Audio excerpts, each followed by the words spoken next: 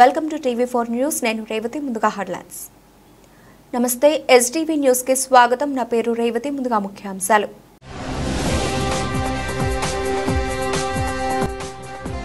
Compressed biogas ప్రాజెక్టులపై Reliance తో ఒప్పందం చారిత్రాత్మకం. ప్రభుత్వ నూతన పాలసీలు సత్ఫలితాలను ఇస్తున్నాయన్న సీఎం చంద్రబాబు.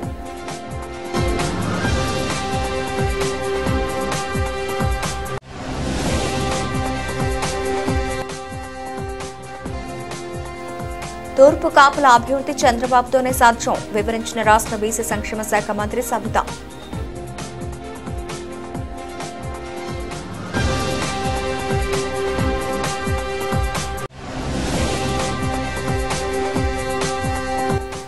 ఇరవై 27 రకాల దళిత సంక్షేమ పథకాలను పునరుద్ధరించి నిధులు ఇవ్వండి.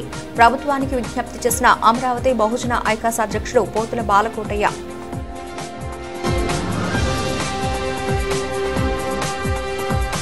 పెట్టుబడుల సాధనలో ఏపీ జోరు మీద ఉందని ముఖ్యమంత్రి నారా చంద్రబాబు నాయుడు అన్నారు. రాష్ట్ర ప్రభుత్వం నూతనంగా తీసుకొచ్చిన పారిశ్రామిక పాలసీలు సత్ఫలితాలను ఇస్తున్నాయని సీఎం అభిప్రాయపడ్డారు.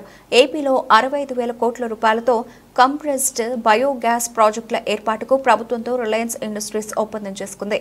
సచివాలయంలో ముఖ్యమంత్రి చంద్రబాబు సమక్షంలో ఈఎంఓయూ జరిగింది. ఈ ఒప్పందం ద్వారా 500 కంప్రెస్డ్ బయోగ్యాస్ ప్లాంట్ల ద్వారా రాష్ట్రానికి 57,650 కోట్ల రూపాయల ఆదాయంతో పాటు 2.5 లక్షల మందికి ఉద్యోగ ఉపాధి అవకాశాలు రానున్నాయి.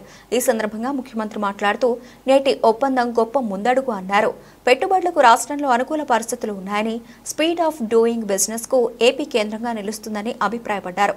ఇలాంటి భారీ ప్రాజెక్టులకు ఎస్కాట్ ఆఫీసర్లుగా ఐఏఎస్ అధికారులను నియమించి ఎటువంటి ఇబ్బందులు లేకుండా వేగంగా ప్రాజెక్టులు పూర్తి చేస్తామని సీఎం అన్నారు. రిలయన్స్ ఇండస్ట్రీస్ నేడు ఇంధన శాఖతో చేసుకున్న ఈ ఒప్పందాన్ని ముందుకు తీసుకువెళ్లేందుకు ట్రాన్స్కో జాయింట్ మేనేజింగ్ డైరెక్టర్ కీర్తిని ఎస్కాట్ ఆఫీసర్గా నియమిస్తున్నామని సీఎం తెలిపారు. రిలయన్స్ తో ఒప్పందం సంతోషకరమని, 500 సిబీజీ ప్లాంట్స్ 3 ఏళ్లలో ఏర్పాటవుతాయని అన్నారు. ఒక్కో ప్లాంట్ 130 కోట్ల రూపాయలతో 65,000 కోట్ల రూపాయలు పెట్టుబడులు, 2.5 లక్షల మందికి ప్రత్యక్షంగా పరోక్షంగా ఉద్యోగాలు వస్తాయని సీఎం తెలిపారు. దీని ద్వారా రాష్ట్ర ప్రభుత్వానికి ఆదాయం రావడంతో పాటు పర్యావరణానికి మేలు జరుగుతుందని సీఎం అన్నారు. రాష్ట్ర ప్రభుత్వం తరఫున సాలిడ్ వేస్ట్ ను ప్లాంట్స్ కు ఇస్తామని, వాటి ద్వారా కూడా గ్యాస్ ఉత్పత్తి చేయాలని సీఎం సూచించారు. మున్సిపల్ సాలిడ్ వేస్ట్ ద్వారా కూడా ఉత్పత్తి సాధ్యం అయ్యేలా ప్లాంట్ల నిర్మాణం చేపడతామని రిలయన్స్ ప్రతినిధులు తెలిపారు. క్లీన్ ఎనర్జీ పాలసీ 2024 తెచ్చాం. దీని ద్వారా 10 లక్షల కోట్ల రూపాయల పెట్టుబడులు సాధించాలి అని లక్ష్యంగా పెట్టుకున్నామని, క్లీన్ ఎనర్జీపై యూనివర్సిటీ కూడా ఏర్పాటు చేయాలనే ఆలోచనలో ఉన్నామని సీఎం అన్నారు. As Reliance proudly partners with the visionary government of Andhra Pradesh to achieve a brighter and more sustainable future. It's going to be a transformative journey, and it would not have been possible without the progressive clean energy policy formulated by the AP government and under the guidance of Honorable Chief Minister Sri Nara Chandrababu Naidu Garu with his progressive policies. And with this, under this policy, the wasteland in the state will be utilized for setting up clean energy businesses, including bioenergy. Reliance has forever played an integral role in the growth of India. We have vowed to make the Prime Minister's dream of Atmanirbhar Bharat come true. In this context, our investments of rupees 40,000 crores near Kakinada in Andhra Pradesh to produce 30% of India's natural gas demonstrates our dedication to India's energy security.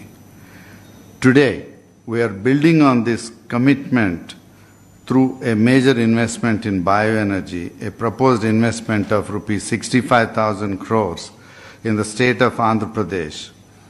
This groundbreaking initiative will revitalize the vast tracts of wasteland, transforming them into hubs of sustainable energy production. This initiative will benefit Andhra Pradesh, the state of Andhra Pradesh, in 4 ways. First, it will transform Andhra Pradesh into one of the largest CBG producing states with 35 lakh metric tons of CBG produced annually. 35 lakh metric tons is equivalent to almost 14 million cubic meters. This is about half of the gas today produced from KG Basin. Produced annually, and this will fuel growth within the state of Andhra Pradesh as well as India. This 35 lakh metric tons of CBG is roughly about 70% of the CNG consumed in India today. And even if I take an 8% growth in the CNG consumption, by the time all these investments will be complete, of course, I'm assuming it will be about 4 years. Mr. Lokesh is pushing me to do it faster, but even if I take 4 years, even at that time, this will be 50% of India's CNG production, consumption. Andhra Pradesh assembly budget సమావేశాలు బుధవారం ఉదయం 9 గంటలకు ప్రారంభమయ్యాయి. ప్రశ్నోత్తరాల సమయం కొనసాగుతోంది. చింతలపూడి ఎత్తిపోతల పథకం, వీధి కుక్కల బెడద, గ్రామ, వార్డు, మహిళా సంరక్షణ కార్యదర్శులు, విశాఖలో మెట్రో రైల్ నిర్మాణం, ఇరిగేషన్ కాలువల ఆధునీకరణ, రాష్ట్రంలో జాతీయ విద్యా సంస్థలు, ప్రభుత్వ శాఖలో ఉన్న ఖాళీల భర్తీ, గిరిజన ప్రాంతాల్లో మౌలిక సదుపాయాల కల్పన, డిఎస్సి 1998 తదితర వాటిపై చర్చ జరగనుంది. ప్రశ్నోత్తరాల అనంతరం 2024-25 ఆర్థిక బడ్జెట్పై చర్చ జరుగుతుంది.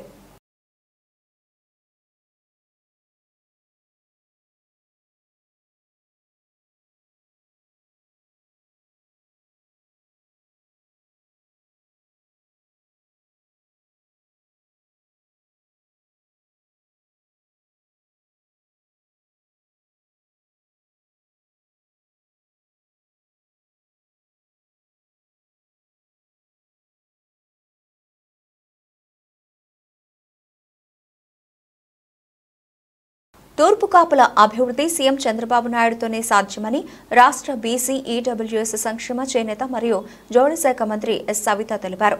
తూర్పు కాపు కార్పొరేషన్ చైర్పర్సన్గా శ్రీకాకుళం జిల్లా జనసేనకు పాలవలస యశస్వి ఎంపికైన విషయం తెలిసిందే. ఈ నేపథ్యంలో మంగళవారం తాడేపల్లిలోని మంత్రి క్యాంపు కార్యాలయంలో మంత్రి సవితను ఏపీ తూర్పు కాపు వెల్ఫేర్ మరియు development corporation chairperson Palavalasa Yashasvi మర్యాదపూర్వకంగా కలిశారు. తనపై నమ్మకం ఉంచి తూర్పు కాపు కార్పొరేషన్ చైర్పర్సన్గా అవకాశం ఇచ్చినందుకు మంత్రి సవితకు పాలవలస యశస్వి ధన్యవాదాలు తెలిపారు. ఈ సందర్భంగా మంత్రి సవిత మాట్లాడుతూ యశస్వికి అభినందనలు తెలియజేశారు. కూటమి లక్ష్య సాధనలో టీడీపీ, బీజేపీ, జనసేన నాయకులు కలిసి పనిచేయాలని పిలుపునిచ్చారు. గత ఎన్నికల్లో ఉమ్మడిగా జగనాసుర పాలనను సమన్వయంతో చరమగీతం పాడామని, అదే స్ఫూర్తితో 3 పార్టీ నాయకులు, కార్యకర్తలు ప్రభుత్వ కార్యక్రమాలను ప్రజల్లోకి తీసుకెళ్లాలని, అర్హులైన వారందరికీ పథకాలు అందజేయాలని మంత్రి సవిత సూచించారు. ఈ కార్యక్రమంలో పలువురు జనసేన నాయకులు, కార్యకర్తలు పాల్గొన్నారు. ప్రజలు ఎవరు చీట్స్ అని తెలుసుకొనే ఈరోజు మాకు సంపూర్ణమైన మెజార్టీ ఇచ్చారు. ప్రతిపక్ష హోదా కూడా వాళ్ళకి ఇవ్వలేదంటే ఎవరు ప్రజల్ని చీట్ చేశారన్న విషయం ప్రజలందరికీ అర్థమైంది. మేము వచ్చి 5 నెలలు నడుస్తూ ఉంది. ఒక మంచి ప్రభుత్వం అని చెప్పడానికి నిదర్శనం మేము ఆల్రెడీ చూపించాం. బడ్జెట్ చూపించాం. ఆల్రెడీ మేము సూపర్ 6లో మేము ఏదైతే చెప్పామో దీపం 2 పథకం ఇచ్చాం. అదేవిధంగా ఎన్టీఆర్ భరోసా పెన్షన్ ఇచ్చాం, ఉచిత ఇసుక ఇచ్చాం, భూచట్టాన్ని రద్దు చేశాం. అన్ని విధాలుగా మేము ఒక్కొక్కటిగా ఇవి కూడా మేము ఇవ్వబోతున్నాం. సూపర్ 6 ఖచ్చితంగా అమలు పరుస్తామన్న విషయం ప్రజలందరికీ సంపూర్ణమైన నమ్మకం ఉంది. ఒక్క వైసీపీ బ్యాచ్కి తప్ప ప్రజలందరికీ సంపూర్ణమైన నమ్మకం ఉంది. ఎన్డీఏ ప్రభుత్వంలో ఏదైతే మాట చెప్పారో ఆ మాట నిలబెట్టుకుంటున్నాం. అదేవిధంగా మెగా డిఎస్సి, మరి ఆ రోజు జగన్మోహన్ రెడ్డి గారు ఏం చెప్పారు? 2019లో ఏం చెప్పారు ఆయన? నా అక్క చెల్లెళ్ళు, నా అన్నదమ్మలు జగన్ వస్తే జాబ్ వస్తున్నారు. ఎక్కడన్నా జాబ్ వచ్చిందా? మరి ఈరోజు తొలి సంతకమే మెగా డిఎస్సి మీద 16,000 చిల్లల మీద మొదటి సంతకం పెట్టాం. ఈరోజు కూడా మేము బీసీ వెల్ఫేర్ తరఫున కూడా అన్ని జిల్లాల్లోనూ, జిల్లా హెడ్ క్వార్టర్స్లోనూ డిఎస్సి కోచింగ్ సెంటర్, ఉచిత కోచింగ్ సెంటర్లు కూడా ఏర్పాటు చేస్తున్నాం. అదేవిధంగా ఎప్పుడు లేని విధంగా ఆన్లైన్ కోచింగ్ సెంటర్లు కూడా ఓపెన్ చేస్తున్నాం. మరి ఇంతకన్నా అభివృద్ధి ఏం కావాలి?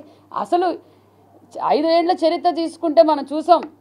జగన్మోహన్ రెడ్డి గారి చరిత్ర అంతా ఆయన వచ్చి కూర్చుంటే అసెంబ్లీలో తెలిసేది ఆయనకి. అది చెప్పాక ఆన్సర్ చెప్పేకి చేతగాక ఈరోజు నేను ఢిల్లీకి వెళ్తా, బొంబాయికి వెళ్తాను అంటున్నారు. వచ్చి కూర్చుంటే కదా 5 సంవత్సరాలు ఏం చేశారని తెలిసేది. మేము సిద్ధంగా ఉన్నాం చర్చించుకోవడానికి. రోజా గారు ఎక్కడికైనా రమ్మన్నా కూడా, ఏదైనా చర్చలకు ఏదైనా సర్కిల్లో కూర్చుందామన్నా కూడా మేము సిద్ధమే. నగిరిలో ఏం చేశారు, ఈరోజు పోలవరం ఏం చేసింది, అమరావతి ఏం చేసింది, దాచుకోవడంలో మేము చర్చించడానికి సిద్ధంగా ఉన్నాం. మరి రమ్మనండి ఆ గారిని, మేమేం రెడీగా ఉన్నాం కదా. చెప్పండి. మేడం సమావేశం అసెంబ్లీకి వస్తారంట వైసీపీ, అసెంబ్లీకి ఏమో వైసీపీ ఎమ్మెల్యేలు రాదు, శాసన మండలికి వైసీపీ ఎమ్మెల్సీలు వస్తారు. ఏంటి ఎలా చూడొచ్చు దీన్ని? ఎక్కడికన్నా రానియండి సార్, మాకు అభ్యంతరం లేదు. శాసన మండలికి రమ్మన్నాం, శాసన సభకు రమ్మన్నాం, మాకు ఎలాంటి అభ్యంతరం లేదు. మేము మైక్ ఇస్తాం. కౌరవ సభను గౌరవ సభగా మార్చారు, మీరు చూశారు. గౌరవ సభని కౌరవ సభగా మార్చారు. మేము కుటుంబ సమేతంగా, మేము 100 సార్లు చెప్పేది ఒకటే, కుటుంబ సమేతంగా అసెంబ్లీ చూడొచ్చు. దాంట్లో మా ముఖ్యమంత్రి గారు, మా స్పీకర్ గారు అనుభవం గల వ్యక్తులు, సభను ఏ విధంగా నడపాలో వాళ్ళకి తెలుసు. వాళ్ళు ధైర్యంగా వచ్చి వాళ్ళ పులివెందుల గురించి మాట్లాడతారా, రాష్ట్ర భవిష్యత్తు గురించి మాట్లాడతారా, మంచి సూచనలు ఇస్తే మేము స్వీకరించడానికి సిద్ధంగా ఉన్నాం. పులివెందుల్లో అనేక సమస్యలు ఉన్నాయి మేడం, మరి వచ్చి మాట్లాడవచ్చు కదా మీరు, ఆ జిల్లా ఇన్ఛార్జి మంత్రి, మీకు ఏమైనా సమస్యలు దృష్టికి వచ్చాయా? మరి పులివెందుల గురించి 96 సమస్యలు వచ్చాయి సార్, చెప్పుకోవడానికి అవమానంగా ఉంది. మరి ముఖ్యమంత్రిగా నేను పనిచేసా, నేను రాయలసీమ బిడ్డ, నేను రాయలసీమ పులి బిడ్డ, అది ఇది అన్నారు. అక్కడ తాగునీరు లేవు, కనీస వసతులు కూడా లేవు పులివెందుల్లో. మరి ఆయన మాట్లాడొచ్చు కదా వచ్చి, ముఖ్యమంత్రి గారు, మాజీ ముఖ్యమంత్రి గారు. పులివెందులు ఎమ్మెల్యేగా అయినా రావచ్చు, మేమేం వద్దన్నామా? ప్రతిపక్ష హోదా ఎలా వస్తుందో తెలీదా ముఖ్యమంత్రి ఆయనకి, జగన్మోహన్ రెడ్డి గారికి? 40% ఓట్లు ఉంటాయి కాదు, ప్రతిపక్షంలో కూర్చొని ఎమ్మెల్యే సీట్లు ఉంటే ఖచ్చితంగా వస్తుందన్న విషయం ప్రపంచాన్ని అందరికీ తెలుసు. మరి ముఖ్యమంత్రిగా పనిచేసిన ఆయనకి తెలీదా చెప్పండి? జిల్లా ఇన్ఛార్జి మంత్రిగా పులివెందుల సమస్యలు ఏమైనా తీరుస్తున్నారా? ఖచ్చితంగా తీరుస్తాం. వెనుకబడిన తరగతుల సంక్షేమానికి సంబంధించి అనేక కార్యక్రమాలు రూపొందించి అమలు చేస్తున్న విషయం అందరికీ తెలిసిందే. సెప్టెంబర్ మాసంలో డిపార్ట్మెంట్స్ వారీగా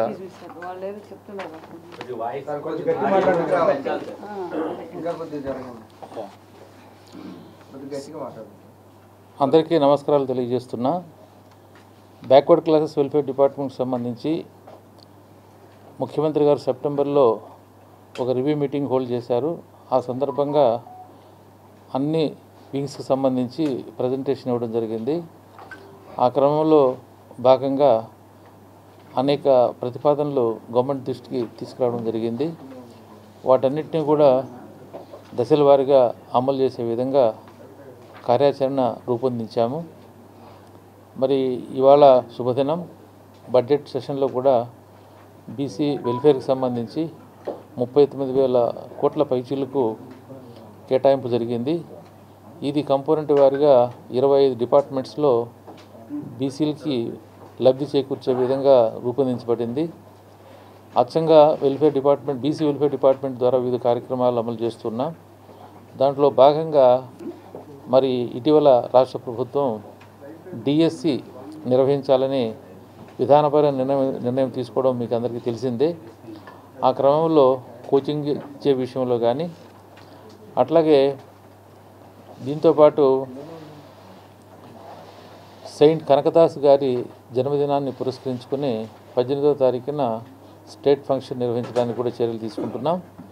దీనికి సంబంధించి ఇంకా డిపార్ట్మెంట్ తరఫున ఎలాంటి కార్యక్రమాలు చేపడుతున్నామనే విషయాలన్నీ కూడా మా గౌరవ ముఖ్యమంత్రి గారు, గౌరవ మంత్రి గారు సవితి గారిని వివరించవలసిందిగా కోరుతున్నా.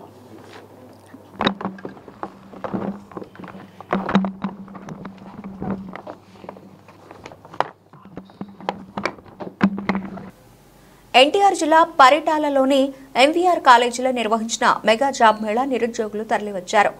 ఎంవీఆర్ కాలేజ్ మరియు మ్యాజిక్ బర్గ్స్ ఇండియా ఫౌండేషన్ సంయుక్తంగా చేపట్టిన ఈ జాబ్ మేళాలో 54 పైగా కంపెనీలు పాల్గొన్నారు. ఇంటర్వ్యూలలో పాల్గొని ఎంపికైన వారు ఉద్యోగాలను పొందనున్నారు. ఎన్టీఆర్ జిల్లా పరిటాల్లోని ఎంవీఆర్ కాలేజీలో నిర్వహించిన మెగా జాబ్ మేళా నిరుద్యోగులు తరలివచ్చారు. ఎంవీఆర్ కాలేజీ మరియు మ్యాజిక్ బర్గ్స్ ఇండియా ఫౌండేషన్ సంయుక్తంగా చేపట్టిన ఈ జాబ్ మేళాలో 54కు పైగా కంపెనీల ప్రతినిధులు పాల్గొన్నారు. ఇంటర్వ్యూలలో ఎంపికైన త్వరలోనే ఉద్యోగాలను పొందనున్నారు. ఈ సందర్భంగా ప్రిన్సిపల్ ఏడుకొండలు మాట్లాడుతూ నిరుద్యోగులకు ఉపాధి కల్పించాలనే లక్ష్యంగా మెగా జాబ్ మేళాలు నిర్వహిస్తున్నామని తెలిపారు. దేశంలోని వివిధ ప్రాంతాల నుంచి కంపెనీల ప్రతినిధులు హాజరై ఇంటర్వ్యూలు చేశారని తెలిపారు. 10 నుంచి డిగ్రీ వరకు మాత్రమే కాకుండా ఐటీఐ, డిప్లొమా వంటి కోర్సులు చేసిన వారికి కూడా ఉద్యోగ అవకాశాలు ఏర్పాటు చేశామన్నారు. యువత పెద్ద ఎత్తున పాల్గొని జాబ్ మేళాని సద్వినియోగం చేసుకున్నారని, ఎంపికైన వారికి త్వరలోనే కంపెనీలు జాయినింగ్ ఆర్డర్స్ను అందిస్తాయని తెలిపారు. ఈరోజు MVR college of engineering and టెక్నాలజీలో జాబ్ మేళా నిర్వహిస్తున్నాము. దీనికి ఇప్పటిదాకా 3,000 మంది స్టూడెంట్స్ రిజిస్టర్ అయ్యారు, అటెండ్ అవుతున్నారు. సో దాదాపు 54 కంపెనీల నుంచి హెచ్ఆర్స్ వచ్చారు. 54 కంపెనీ వాళ్ళు పార్టిసిపేట్ చేస్తున్నారు. ఈ 54 కంపెనీల నుంచి మోర్ దెన్ 100 మెంబర్స్ హెచ్ఆర్స్ కాలేజీకి వచ్చి ఇక్కడ రిక్రూట్ చేసుకుంటున్నారు.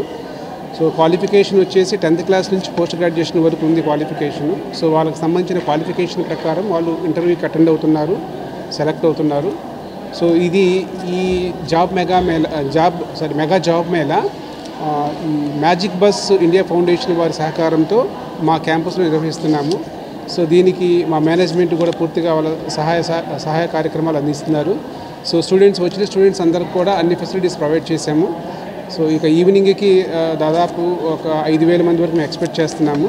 రిజిస్ట్రేషన్స్ కానీ ఇవన్నీ కంప్లీట్గా అవుతున్నాయి. సో కాలేజ్ మేనేజ్మెంట్ కానీ యాజ్ ఎ ప్రిన్సిపాల్గా నేను చాలా హ్యాపీగా ఉన్నాను. సో మా చైర్మన్ గారు ఆయన సలహాలు, ఆయన సపోర్ట్తో ఈ జాబ్ మీద నిర్వర్తిస్తున్నందుకు నాకు చాలా సంతోషంగా ఉంది. I'm doctor Yedukondalu, principal of MVR college of engineering and technology. నేను చెప్పచ్చా? ఓకేనా? Okay sir. I'm doctor Udara Yedukondalu, principal of MVR college of engineering and technology. మా చైర్మన్ గారు శ్రీ మొత్తవరపు శ్రీనివాస్ బాబు గారు ఆధ్వర్యంలో ఈరోజు మ్యాజిక్ బస్ ఇండియా ఫౌండేషన్ వారి సహకారంతో జాబ్ మేళా కాలేజీలో నిర్వహిస్తున్నాము. ఈ జాబ్ మేళాకి ఇప్పటి వరకు అందిన సమాచారం ప్రకారము 3,000 మంది రిజిస్టర్ అయ్యారు. దాదాపు 54 కంపెనీల నుంచి 54 కంపెనీలు మా కాలేజీకి వచ్చారు రిక్రూట్మెంట్ ప్రాసెస్ చేసుకోవడానికి. సో ఈ 54 కంపెనీల నుంచి సుమారుగా 100కు పైగా హెచ్ఆర్స్ వచ్చి ఈ రిక్రూట్మెంట్ ప్రాసెస్ జరుగుతున్నది. సో ఇప్పటి వరకు దగ్గర 3,000 మంది స్టూడెంట్స్ రిజిస్టర్ అయ్యారు, 3,000 మంది ఇంటర్వ్యూలో పాల్గొన్నారు. సో వాళ్ళకు ఉన్న క్వాలిఫికేషన్ ప్రకారం వాళ్ళు వివిధ కంపెనీల్లో ఇంటర్వ్యూలకి అటెండ్ అవుతున్నారు. సో ఈరోజు సాయంత్రానికి ఇంచుమించుగా ఒక 5,000 మంది వస్తారని మేము ఆశిస్తున్నాము. సో వీళ్ళకి కావాల్సిన సౌకర్యములన్నీ కూడా మా మేనేజ్మెంటు చాలా కేర్ఫుల్గా ప్లాన్ చేసుకొని వాళ్ళకి కావాల్సిన సదుపాయాలు కల్పిస్తూ ఇంటర్వ్యూస్ కండక్ట్ చేస్తున్నాము. సో ఈ విషయం తెలియజేసినందుకు నాకు చాలా సంతోషంగా ఉంది. సో స్టూడెంట్స్ కూడా చాలా డిస్ట్రిక్ట్స్ నుంచి ఆల్ ఓవర్ ద స్టేట్ నుంచి దీంట్లో చాలా హ్యాపీగా పార్టిసిపేట్ చేశారు. సో ఇలా ముందు కూడా మా చైర్మన్ గారు శ్రీ మొత్తవరపు శ్రీనివాస్ బాబు గారి ఆధ్వర్యంలో మా కాలేజీలో ఇంకా కొన్ని కంపెనీస్తో ఇలా డ్రైవ్ చేస్తామని తెలియజేయడానికి హ్యాపీగా ఫీల్ అవుతున్నాను.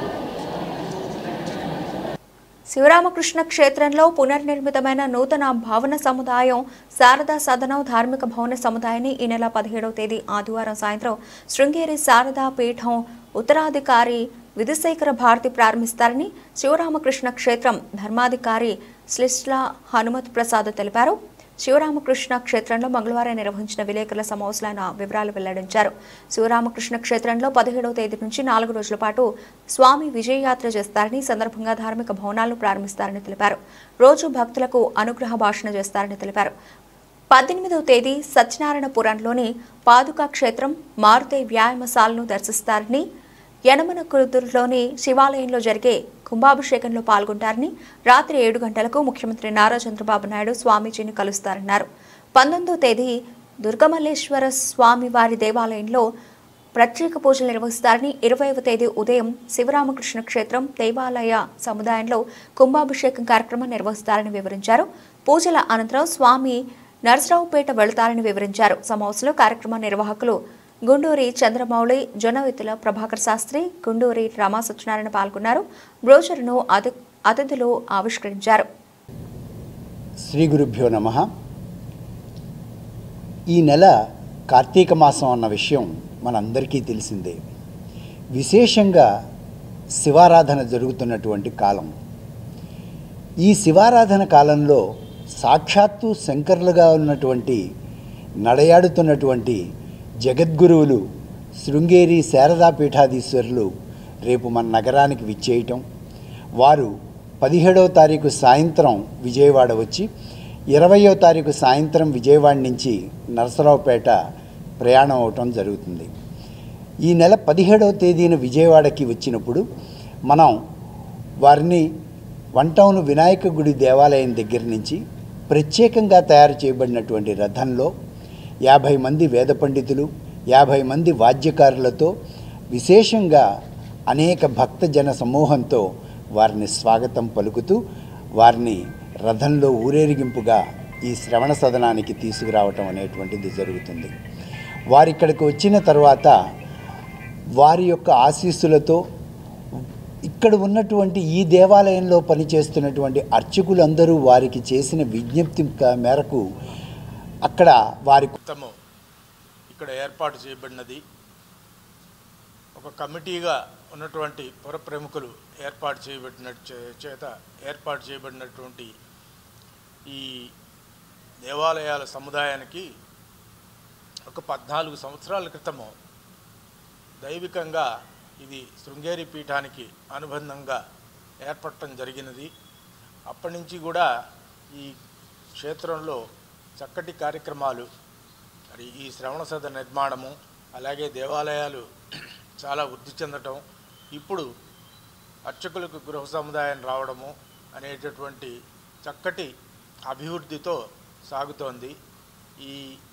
ఈ 14 సంవత్సరాలు దేవాలయం నిర్మాణమైన తర్వాత 2013వ సంవత్సరంలో జగద్గురువులు శ్రీ శ్రీ శ్రీ భారతీ తీర్థ స్వామి వారు ఇక్కడికి వచ్చిన తర్వాత ఇంకా ఎక్కువగా ఈ యొక్క నిర్మాణం, ఈ యొక్క అభివృద్ధి జరిగినది.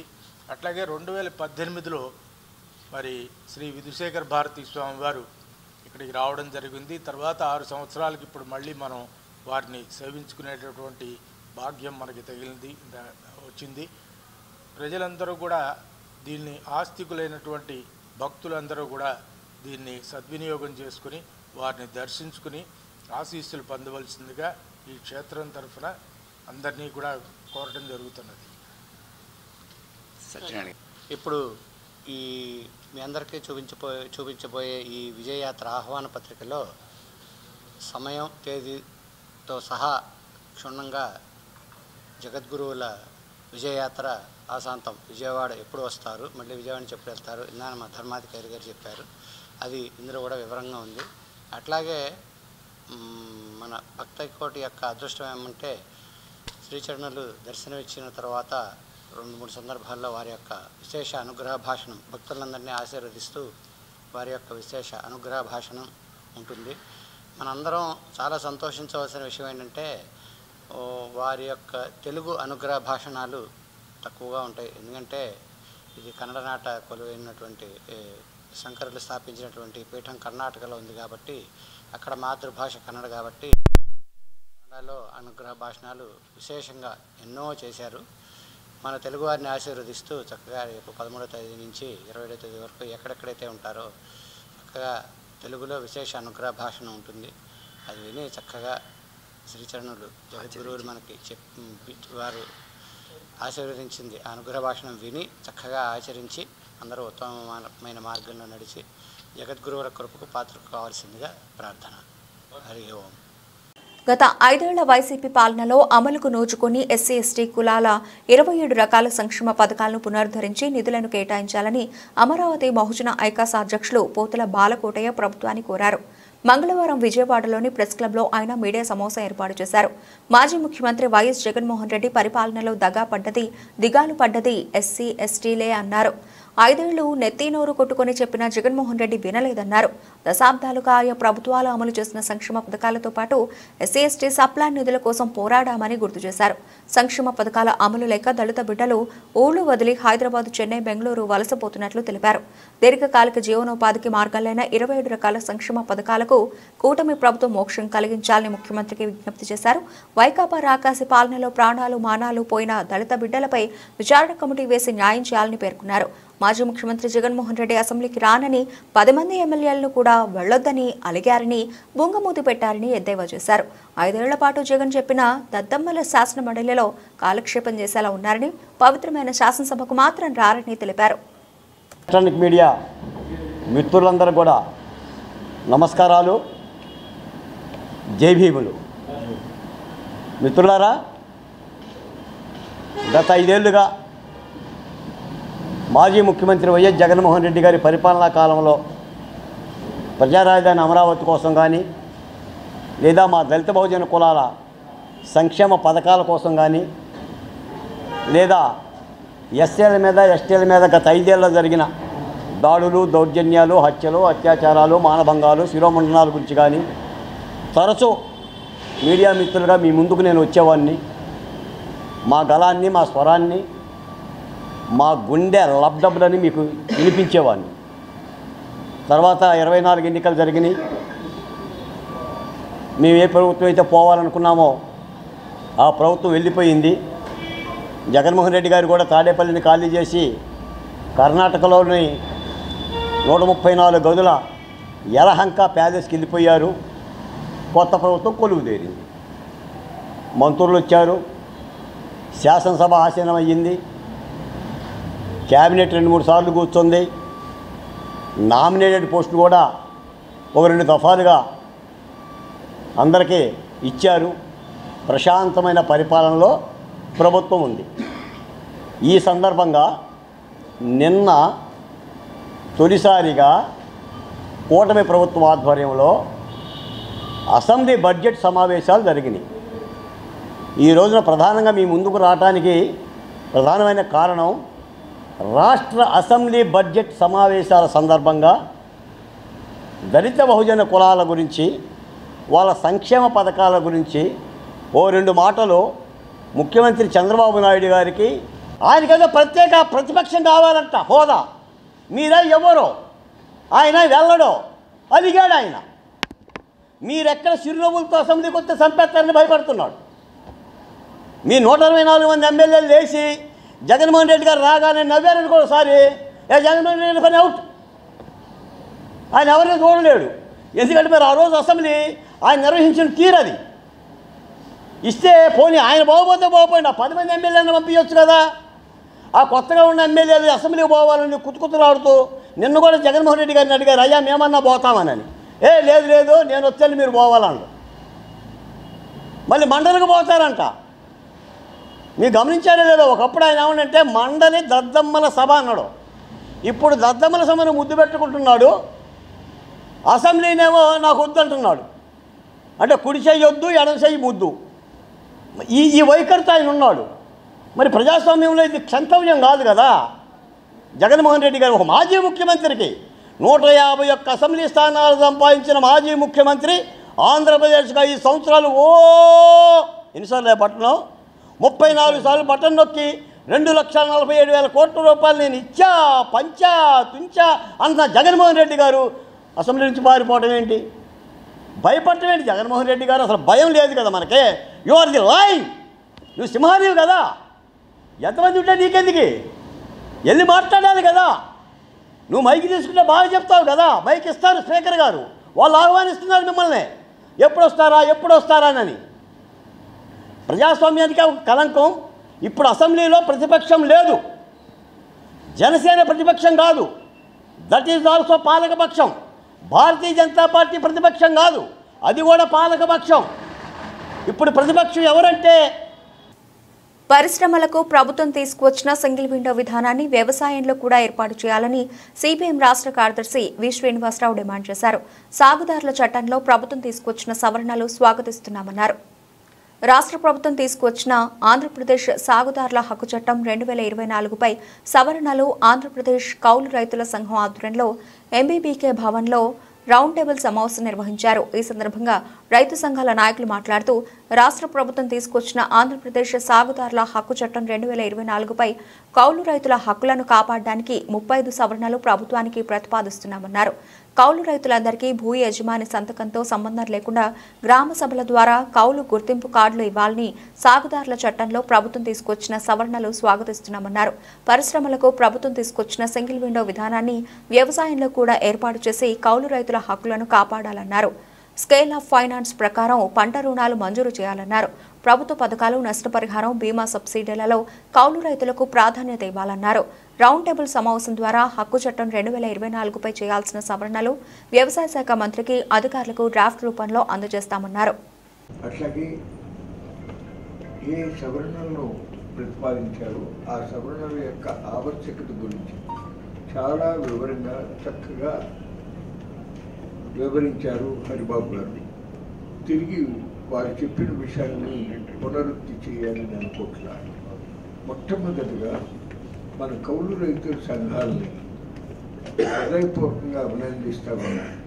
ఎందుకంటే ఇది ఒక చాలా కాలంగా ఉన్నటువంటి సమస్య, కౌలు రైతుల సమస్య. నీతి ఆయోగ్ కౌలు రైతులకు అన్ని ప్రయోజనాలు చేకూరాలి అని చెప్పి ఒక మోడల్ చట్టాన్ని పంపినా అందులో రైతు సంతకము ఉండాలి అనేటటువంటిది ఏదైతే ఒక నియమం ఉందో దాని మూలన ఆ ప్రయోజనం కౌలు రైతులకి సిద్ధించకుండా వాళ్ళకి చేకూరకుండా పోతా ఉన్న పరిస్థితుల్లో ఎట్లాగా అని చెప్పి అందరం కూడా మదన పడతా వచ్చాం.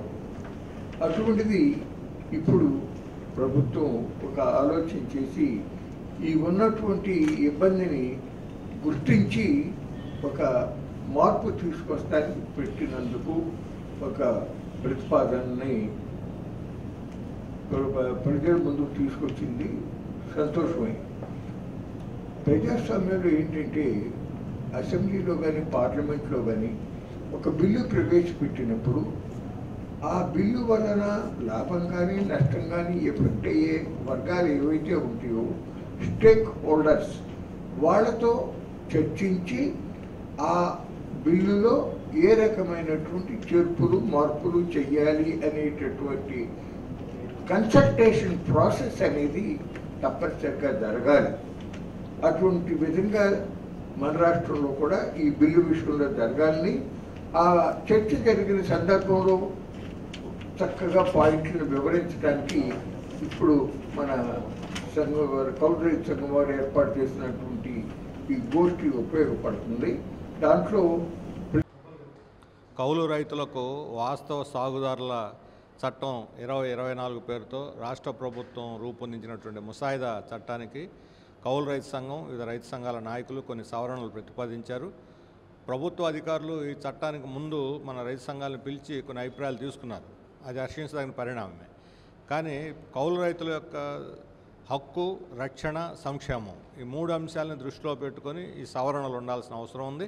యజమాని సంతకం నిమిత్తం లేకుండా గుర్తింపు కార్డు ఇవ్వటం, లోన్లు ఇవ్వటం, దీంతోపాటు సోషల్ ఆడిట్, ఆర్బిట్రేషను ఇవి కూడా ఉండాల్సిన అవసరం ఉంది. ఈ సవరణలు కూడా ఆమోదించి రాష్ట్ర ప్రభుత్వం ఈ అసెంబ్లీ సెషన్లోనే వాస్తవ సాగుదారుల హక్కు చట్టాన్ని ప్రవేశపెట్టి ఆమోదింపజేసి ఈ నెక్స్ట్ ఇప్పుడు జరగబోయే రబీ సీజన్ నుంచి దాన్ని అమలు చేయడానికి పూనుకోవాలి.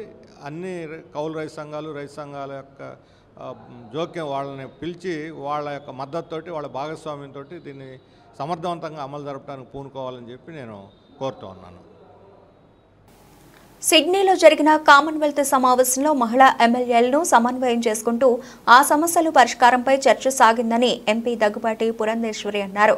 సోషల్ మీడియాలో వచ్చే పోస్టులపై మహిళా ప్రజాప్రతినిధులు మానసికంగా కుంగిపోతున్నారని అన్నారు. ఇలాంటి అంశాలపై వారిలో మానసిక స్థైర్యం కల్పించేలా సెమినార్లు నిర్వహిస్తామని వివరించారు. సిడ్నీలో జరిగిన కామన్వెల్త్ సమావేశంలో భారత ప్రతినిధిగా పాల్గొనడం తనకు ఆనందంగా ఉందని ఏపీ బీజేపీ అధ్యక్షురాలు ఎంపీ దగ్గుబాటి పురంధేశ్వరి అన్నారు. మహిళా ఎమ్మెల్యేలను సమన్వయం చేసుకుంటూ ఆ సమస్యల పరిష్కారంపై చర్చ సాగిందని అన్నారు. కామన్వెల్త్ కాన్ఫరెన్స్ లో చాలా అంశాలపై చర్చించామని తెలిపారు. దురాచారాలు, వేధింపులు మహిళలపై ఎక్కువ అవుతున్నాయని చెప్పారు. సోషల్ మీడియాలో వచ్చే పోస్టులపై మహిళా ప్రజాప్రతినిధులు మానసికంగా కుంగిపోతున్నారని అన్నారు. ఇలాంటి అంశాలపై వారిలో మానసిక స్థైర్యం కల్పించేలా సెమినార్లు నిర్వహిస్తున్నామని తెలిపారు. అలాగే ఉద్దేశపూర్వకంగా చేసే దుష్ప్రచారంపై సైబర్ క్రైమ్ కింద కేసులు పెడతామని హెచ్చరించారు. సిడ్నీలో జరిగిన కాన్ఫరెన్స్ లో తనను మహిళా ఎంపీగా, వారికి చైర్మన్ గా AP assembly speaker Ayyanna Patrudu తనను పంపారని తెలిపారు. అన్ని సమావేశాల్లో పాల్గొనే అనేక అంశాలపై చర్చ చేసినట్లు తెలిపారు. ఏపీ స్పీకర్ హోదాలో అయ్యన్న పాత్రుడు కూడా సమావేశాలకు హాజరయ్యారని అన్నారు. తన మీద ఉంచిన బాధ్యతకు పూర్తి న్యాయం చేసేలా పనిచేస్తానని దగ్గుబాటి పురంధేశ్వరి పేర్కొన్నారు. కామన్వెల్త్కి సంబంధించినటువంటి 56 దేశాలకు ఉన్నటువంటి మహిళా బృందానికి ప్రాతినిధ్యం వహించేటువంటి అవకాశం నాకు లభించింది. ప్రత్యేకంగా భారతదేశంలో ఉన్నటువంటి కామన్వెల్త్ పార్లమెంటేరియన్స్ అంటే కేవలం పార్లమెంట్ సభ్యులు కాకుండా దేశవ్యాప్తంగా ఉన్నటువంటి మహిళా ఎమ్మెల్యేలు ఎవరైతే ఉంటారో వారందరితోటి సమన్వయం చేసుకుంటూ వారు ఎదుర్కొనేటువంటి సమస్యలు ఏవైతే ఉంటాయో వాటన్నిటినీ కూడా తెలుసుకుంటూ వాటిని పరిష్కారం చేయడం మాత్రమే కాకుండా కామన్వెల్త్ ఏదైతే సాధారణంగా ఒక్కొక్క కామన్వెల్త్ దేశంలో ప్రతిసారి కూడా కాన్ఫరెన్స్ నిర్వహించడం జరుగుతుంది. ఈసారి ఆస్ట్రేలియా సిడ్నీలో నిర్వహించారు. వచ్చే సంవత్సరం అయితే బహామాస్లో నిర్వహిస్తారు. ఆ మేరకు నిర్ణయం అయితే చేయటం జరిగింది. కనుక ఎప్పుడైతే ఈ కామన్వెల్త్ కాన్ఫరెన్స్ జరుగుతుందో జనరల్ అసెంబ్లీ ఉంటుంది, ఎగ్జిక్యూటివ్ అసెంబ్లీ ఉంటుంది. జనరల్ అసెంబ్లీలో మహిళా పార్లమెంటేరియన్స్ కావచ్చు లేదా మహిళా ప్రజాప్రతినిధులు కావచ్చు, వారు ఏ స్థాయి వారైనా సరే వారు ఎదుర్కొనేటువంటి సమస్యలు సాధారణంగా చాలా వరకు కూడా డిస్క్రిమినేషన్ ఏదైతే ఉంటుందో అది మహిళలు ఎదుర్కోవడం జరుగుతూ ఉంటుంది. అది మాత్రమే కాకుండా సీరియస్గా తీసుకోకపోవటం దగ్గర నుండి మహిళల పట్ల జరుగుతున్నటువంటి అంటే మహిళా ప్రజాప్రతినిధుల పట్ల జరుగుతున్నటువంటి దురాచారాలు, అదేవిధంగా వారి మీద వైలెన్స్ ఏదైతే ఉంటుందో వైలెన్స్ అనేది కేవలం భౌతికంగా వారిని అటాక్ చేయటమో లేకపోతే వారిని ఇబ్బంది పెట్టడం లేకపోతే దెబ్బతీయటం కాకుండా సోషల్ మీడియాలో ఏవైతే వార్తలు వస్తాయో వారిని కొంచెం మానసికంగా కుంగదీసే విధంగా వారి చరిత్రహీనులుగా వారిని అక్కడ ప్రొజెక్ట్ చేయటం కావచ్చు, లేకపోతే వారి మీద అనేక రకాలైనటువంటి అభాండాలు వేయటం కావచ్చు. అంటే మానసికంగా మహిళా ప్రజాప్రతినిధుల్ని కుంగదేసే విషయాలు ఏవైనా సరే దాన్ని కూడా మెంటల్ వైలెన్స్ కింద తీసుకోవటం పరిగణించడం జరుగుతుంది. కనుక ఇటువంటి అంశాలన్నింటి మీద కూడా దేశంలో ఉన్నటువంటి మహిళా ప్రజాప్రతినిధులతో ఎప్పటికప్పుడు సంవాదిస్తూ వారిలో అవగాహన, అదేవిధంగా ఆత్మస్థైర్యాన్ని పెంచడానికి కావలసినటువంటి ట్రైనింగ్ కార్యక్రమాలు నిర్వహించుకుంటూ ఇవన్నీ కూడా తీసుకుని వెళ్ళి మళ్ళీ మనం కామన్వెల్త్లో ప్రస్తావించి వారి సహకారం అందుకునేటువంటి అవకాశం అనుకుంటుంది. సహకారం అంటే కేవలం ఇది ధన రూపేణ ఉండనవసరం లేదు, టెక్నాలజీ. ఇప్పుడు సైబర్ క్రైమ్ ఇందాక చెప్పినట్లుగా సోషల్ మీడియాలో మహిళల మీద వారి చరిత్ర మీద ఇబ్బందికరమైనటువంటి పోస్టింగులు పెట్టడం కావచ్చు, లేదా ప్రజాప్రతినిధులు వారి యొక్క కాన్స్టిట్యువెన్సీస్లో నియోజకవర్గాల్లో పని చేస్తున్నా కూడా వాళ్ళు పని చేయడం లేదు, కనబడటం లేదు, వారు ఎక్కడా కూడా ప్రజలకు అందుబాటులో ఉండడం లేదు అనేటువంటి ఒక దుష్ప్రచారం కావచ్చు. ఏ రకమైనటువంటి ఇబ్బంది అయినా కూడా సైబర్ క్రైమ్ కింద వీటిని బులెటిన్ ముగించే ముందు హెడ్లైన్స్ మరోసారి.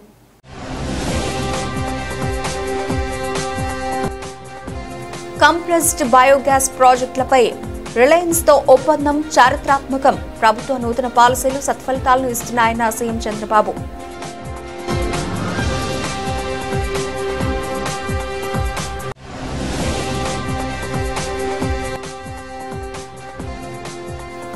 తూర్పు కాపుల అభివృద్ధి చంద్రబాబుతోనే సాధ్యం వివరించిన రాష్ట్ర బీసీ సంక్షేమ శాఖ మంత్రి సబిత.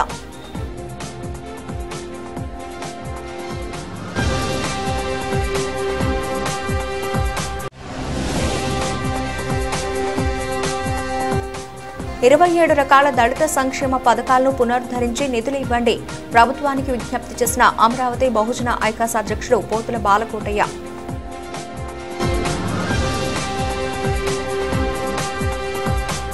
ఇవి ఇప్పటివరకు బులెటిన్ అప్డేట్స్. మరిన్ని అప్డేట్స్తో మళ్ళీ కలుద్దాం. అంతవరకు సెలవు. నమస్తే.